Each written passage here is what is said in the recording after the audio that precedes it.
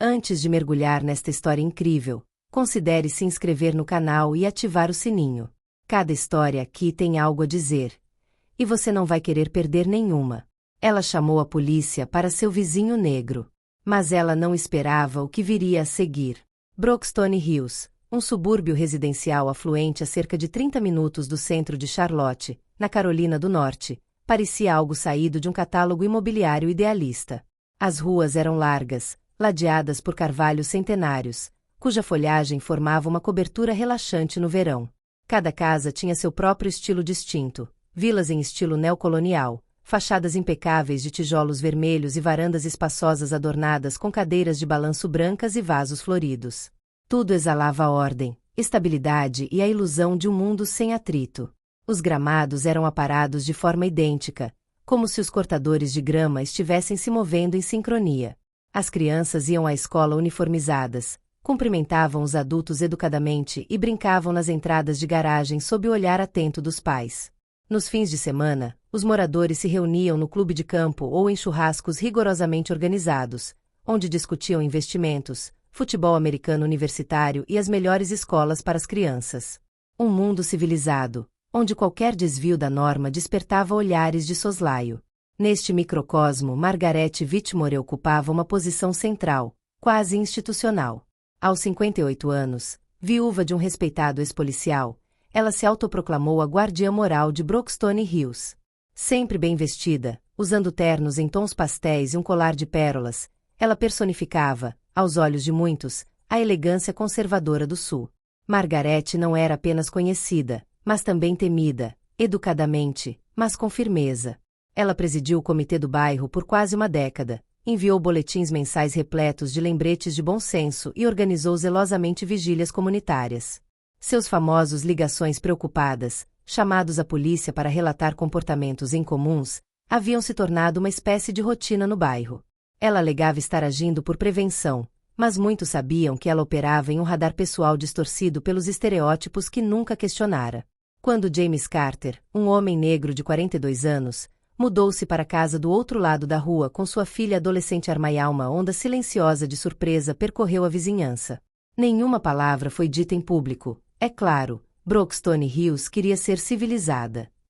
Mas nos olhares, nos sussurros entre vizinhos, no silêncio constrangedor das reuniões, o desconforto era palpável. Margaret estava interiormente abalada.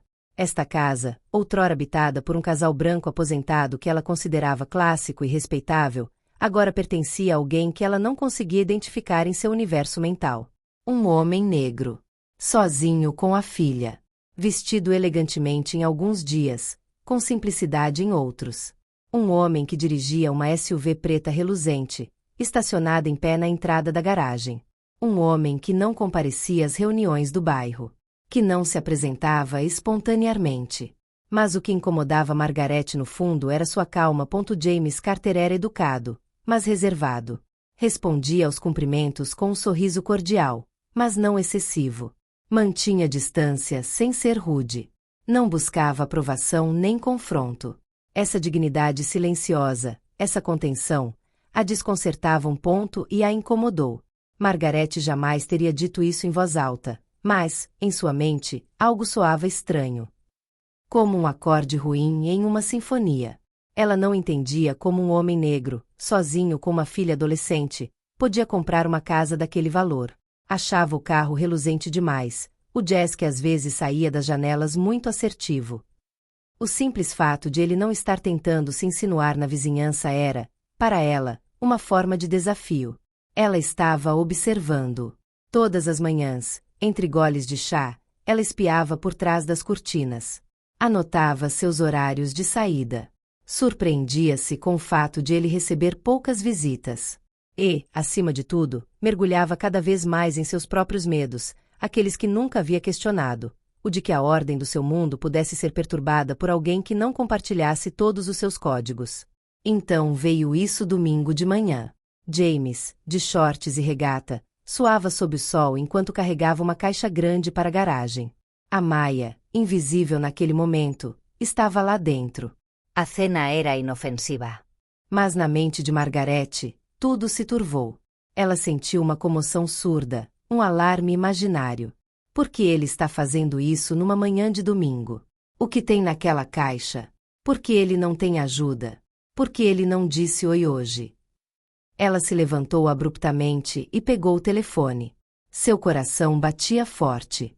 Ela não estava mais analisando nada. Ela estava ouvindo apenas esse medo visceral e irracional de que seu mundo estivesse desmoronando. E esse medo tinha um alvo. Ela compôs o 911, com a voz trêmula, mas tingida de uma certeza que ela não deveria ter. Sim, olá.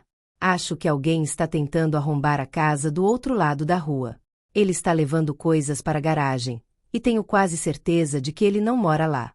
Ele parece ameaçador. Neste exato momento, Margaret Whitmore deixou de ser uma mera vizinha.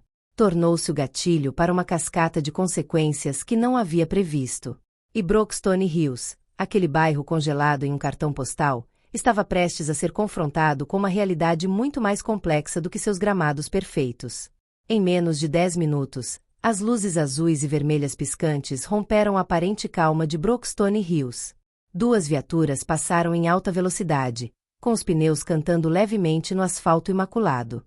Os policiais, claramente alertados por uma chamada informando um assalto em andamento, saíram cautelosamente de seus veículos, com as armas em punho e os dedos cerrados nos gatilhos. Seus olhares percorreram rapidamente a casa e a vizinhança, tensos, prontos para qualquer eventualidade. James Carter, surpreso com a intrusão repentina, levantou imediatamente as mãos, um gesto automático para evitar agravar a situação. Sua respiração acelerou ligeiramente, mas ele permaneceu calmo. Sempre aprenderá a respeitar as autoridades, mesmo que às vezes o olhassem de forma diferente. Naquele exato momento, Amaya saía de casa, com uma garrafa d'água na mão, para oferecer um refresco ao pai. Ela ficou paralisada. Seus olhos se arregalaram de medo ao ver as armas apontadas para o pai, e seu corpo se transformou em uma estátua de terror silencioso. Os oficiais gritaram ordens ríspidas e severas. Mãos ao alto. De joelhos, agora. James nem teve a chance de explicar. Sentiu a pressão brutal das algemas estalando em seus pulsos enquanto era forçada a se ajoelhar no cascalho da entrada da garagem, enquanto sua filha assistia horrorizada. O som das algemas ecoava como um trovão em sua mente. Amaya ficou ali, tremendo, incapaz de se mover, incapaz de falar. Ela olhou para o pai, com lágrimas ameaçando transbordar de seus olhos, mas nenhuma palavra saiu de sua boca. A polícia então iniciou as verificações habituais. Pediram a identidade de James e sua carteira de motorista. Também examinaram a escritura da casa, as contas de luz e água, qualquer coisa que pudesse comprovar que ele morava lá. Quando finalmente receberam a confirmação, um dos policiais, visivelmente envergonhado, olhou para baixo e murmurou uma breve palavra de desculpas, mas foi apenas um sussurro em meio à humilhação que acabará de ser infligida. James se levantou, com os olhos vermelhos, encarando a filha. O peso da vergonha o esmagava.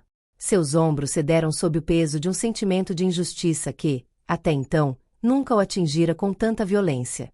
O que Margaret desconhecia completamente era que outra vizinha, Luiz Hernandes, um jovem latino que morava um pouco mais longe, testemunhou toda a cena da varanda de sua casa. Munido do celular, ele filmou tudo em silêncio, com o rosto sério, dividido entre a raiva e a tristeza. Chocado com o que acabará de ver, Luiz postou o vídeo em suas redes sociais, acompanhado de uma legenda comovente. É isso que um homem negro quieto do nosso bairro está passando por causa de um telefonema racista. Em poucas horas, o vídeo viralizou em todo o país. Foi compartilhado milhares de vezes e comentado com emoção e indignação.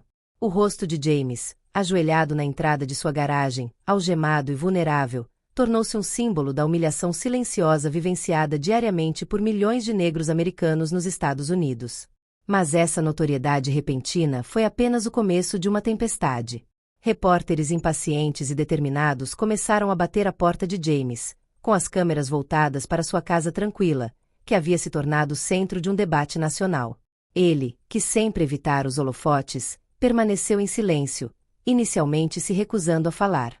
James sempre acreditou que suas conquistas, um veterano da Marinha e um renomado engenheiro de segurança cibernética, seriam um escudo contra preconceitos e olhares hostis.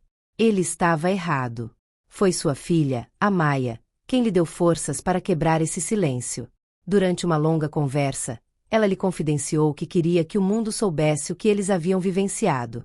Que ela queria que a história deles tivesse um propósito além de alimentar o medo ou o silêncio. A pedido da filha, James finalmente concordou em dar uma entrevista para a televisão. Ele falou para as câmeras com calma e dignidade, sem nenhum traço de raiva, mas com profunda seriedade. Ele falou por todos os pais negros que querem proteger seus filhos de um mundo que às vezes os vê, em primeiro lugar, como ameaças. Ele falou por todas as famílias que precisam lutar contra estereótipos arraigados e medos irracionais. Às vezes, sua voz tremia, mas suas palavras ressoavam como um chamado à consciência coletiva, à justiça, à humanidade. Esta entrevista foi uma experiência chocante. Broxton Hills, até então presa à sua imagem de um Éden branco e perfeito, não podia mais ignorar as profundas rachaduras que este incidente havia exposto. Durante esse tempo, o mundo de Margaret Whitmore desmoronou lenta mas seguramente, como uma fachada mantida há muito tempo que se quebra sob a pressão da verdade.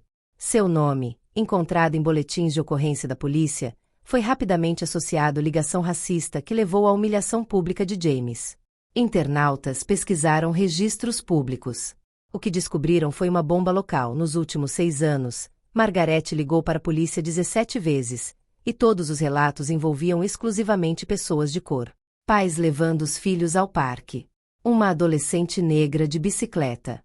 Uma família latina em mudança. Ela sempre justificou seus apelos como simplesmente por segurança. Mas, para muitos, ficou claro que o que ela chamava de segurança nada mais era do que um medo irracional e racializado. Ela e a Associação de Bairro, que ela presidiu por mais de 10 anos, reagiu rapidamente. Uma votação de emergência foi organizada. Ela foi forçada a renunciar, e uma declaração foi emitida, distanciando-se oficialmente de seu comportamento. Depois vieram as petições online. Os vizinhos, chocados e envergonhados, exigiram que ela deixasse o bairro. Suas idas ao supermercado local tornaram-se dolorosas. Os olhares, os silêncios, os sussurros.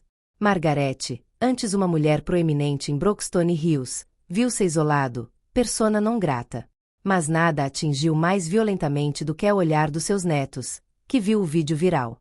Certa noite, enquanto estava sentada sozinha à mesa, sua filha Raquel, a mãe das crianças, entrou na sala, com o rosto contraído e os olhos marejados. Sua voz tremia de raiva reprimida. Mãe, você nem percebe. O que você fez é racismo.